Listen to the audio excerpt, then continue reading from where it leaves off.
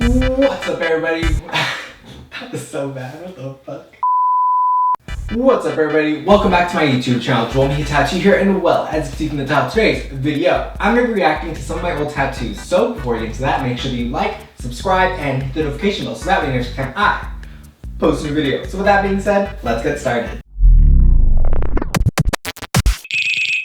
Alright everybody, like I said in the beginning of this video, I'm going to be reacting to some of my old tattoos, but I think it's important for me to give a little bit of backstory about who I am. If you're new here to my channel, my name is Untitled Tattoo. I am a queer tattoo artist out in Antigua, California, and I started my tattooing journey back in 2016. March of 2016, I was a senior in high school. You know, I was ready to tattoo. I got my apprenticeship at a little shop called Gypsy Soul Tattoo, but for the sake of today's video, I'm going to just call it GST. I didn't get to tattoo. As an apprentice, you don't really get to tattoo your first year of tattooing. Generally, you pick up after people, you learn sanitation, you shadow your mentor and other people in the shop. So I wasn't really tattooing. You learn as much as you can, but you practice on practice skin. If you want a video of me going through my old practice skins, I found a whole bunch of them, but I think that's a whole separate video. So for today's video, I'm only going to be focusing on this one.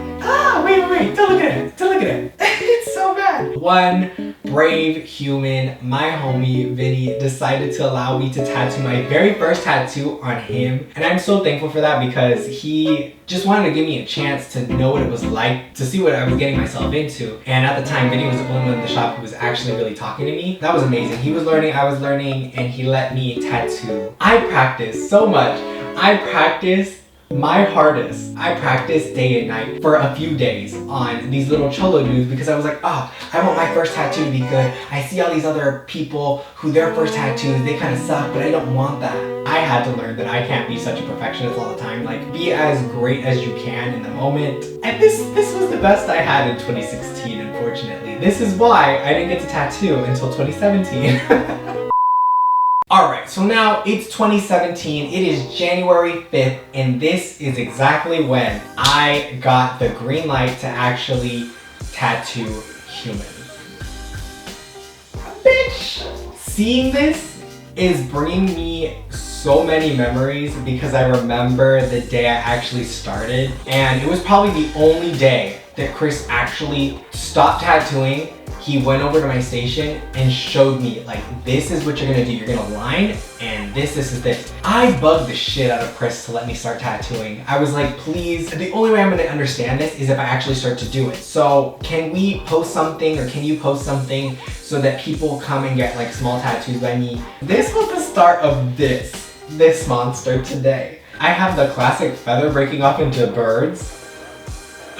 If you're trying to get an apprenticeship, you're trying to learn and everything that you know, throw it out the window. Okay, so like technically January 5th is like when I first started like tattooing. I feel like this was the actual day that I started. January 13th, it was a Friday the 13th, and if you know anything about the way that we throw Friday the 13th, at least back in the day, we would put out a sheet and tattoo people till like 4 in the morning, every Friday the 13th throughout the years. So this was my very first Friday the 13th, and this was actually the first time I got paid. And it felt so good just actually receiving money. Even if it was $20, I was like, I made money.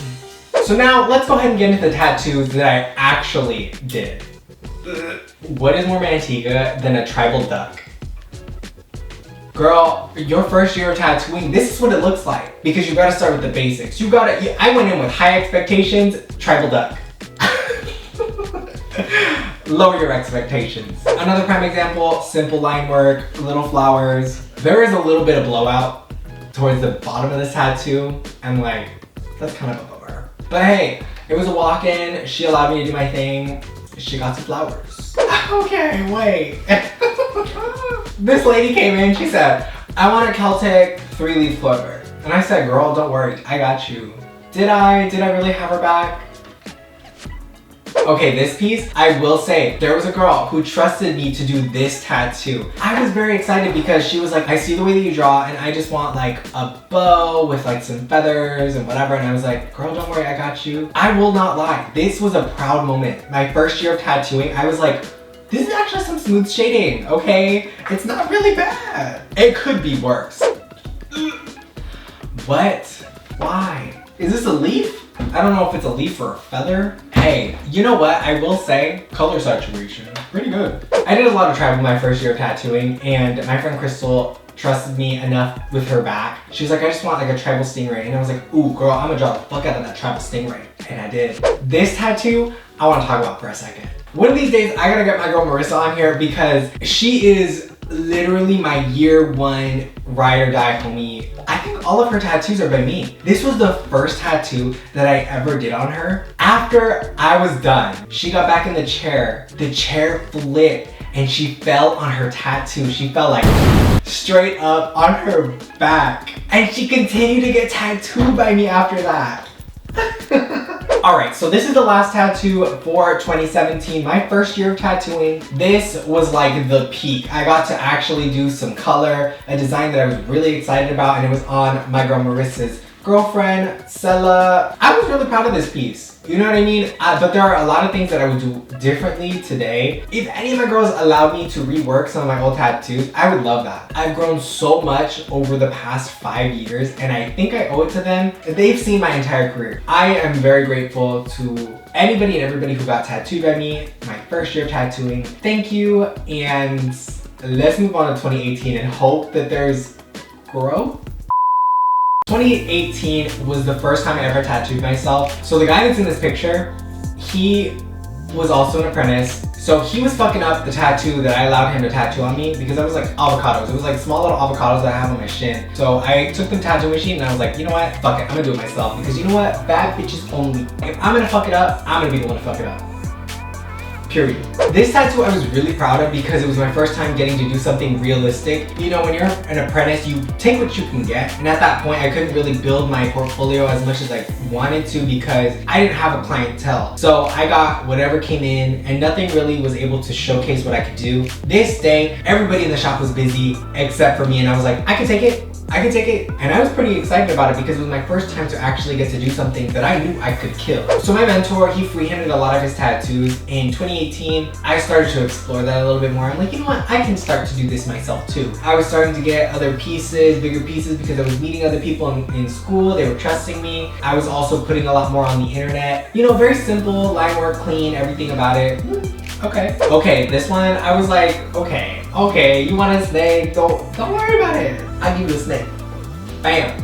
I gave you a snake. Really cute. Simple, but like effective. So now for like my last tattoo of 2018, this was the peak. This was on a good client of mine, her name's Katie. She let me do a cover up on her, and then after that, she just like trusted me to tattoo her even more. And with this piece, it was a collaboration between her and I. But this was a tattoo. She's such a sweetheart. I love whenever clients trust me to do my thing. And like, this was probably the best tattoo that I did that year. So thank you again, Katie. Now let's get to 2019.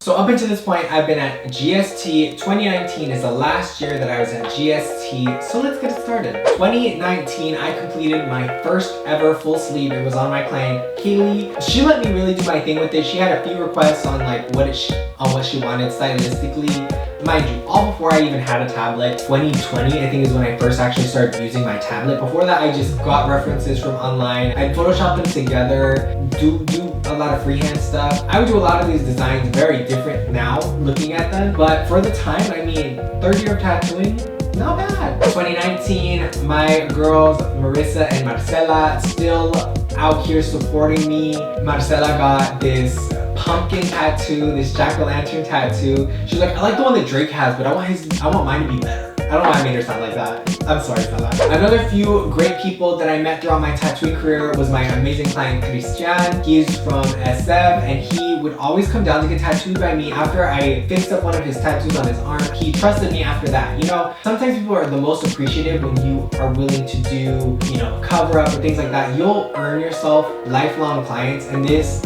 you know, was the start of my journey with Christian, and I am very thankful for him coming and getting tattooed by me. I grew some balls. I was like, I want to start tattooing faces. I got to tattoo my girl Katie again. My best tattoo of 2018. She came back and was like, I don't want a lady face, but with some watercolor. And I did a lady face with watercolor. Hello, pushing myself, pushing the boundaries. Definitely, I would design it a little bit differently. I would do things very different because I tattoo a lot differently today. But like, these were good tattoos. These were like the peak of like 2019 for me. These tattoos I'm showing you,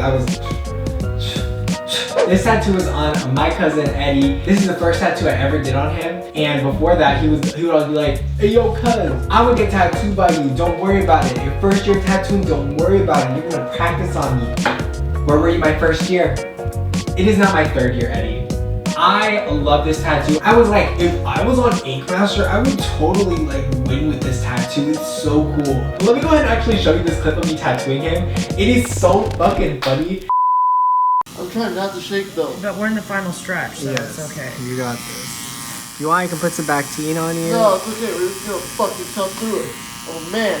Alright. Do this shit. Okay. Oh fuck, that hurt. Oh fuck. Fuck. Oh fuck, that shit hurts so bad. So fucking bad.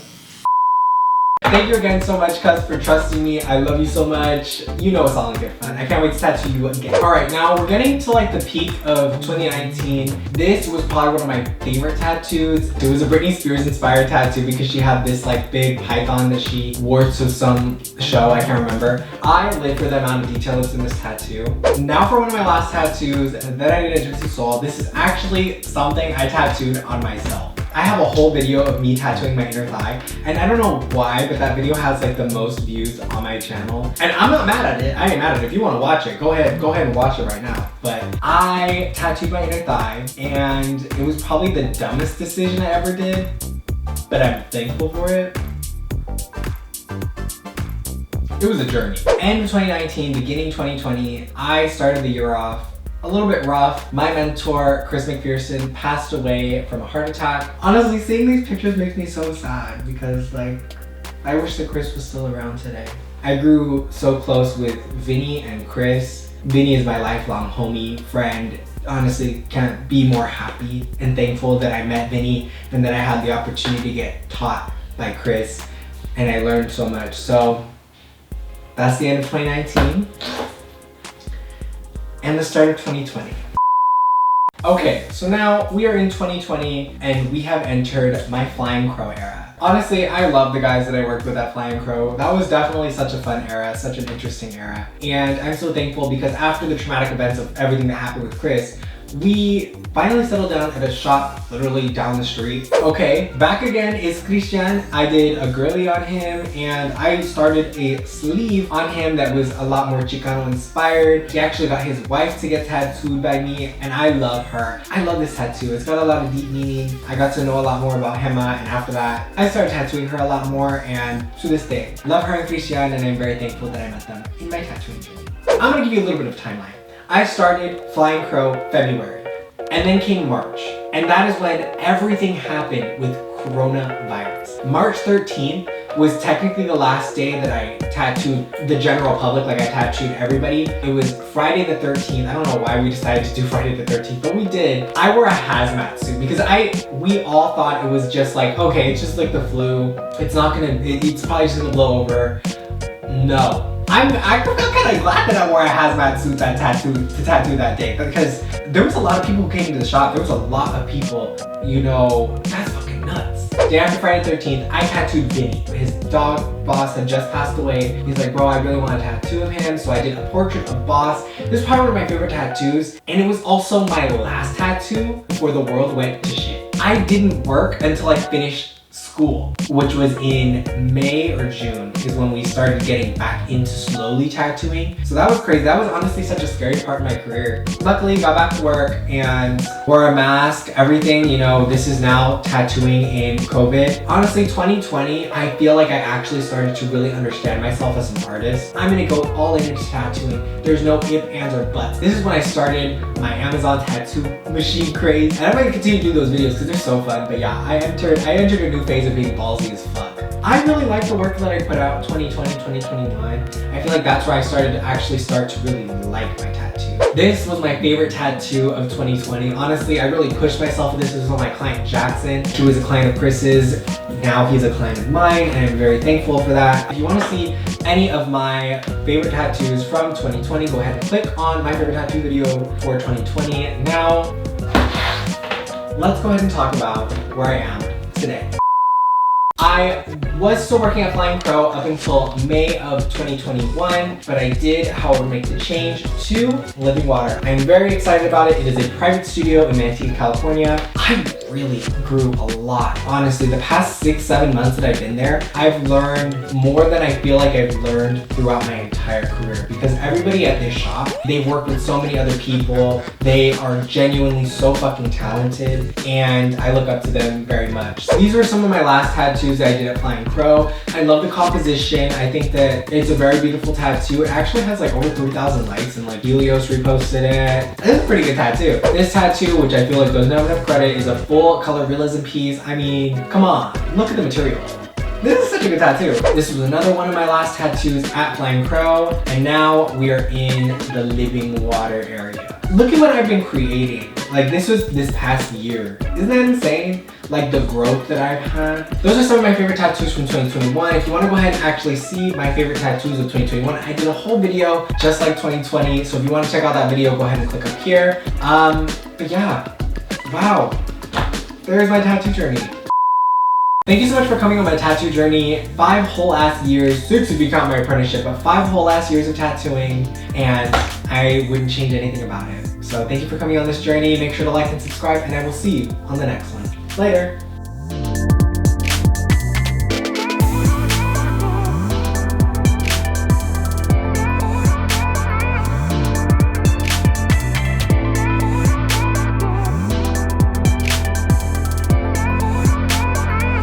Look at little me in 2018.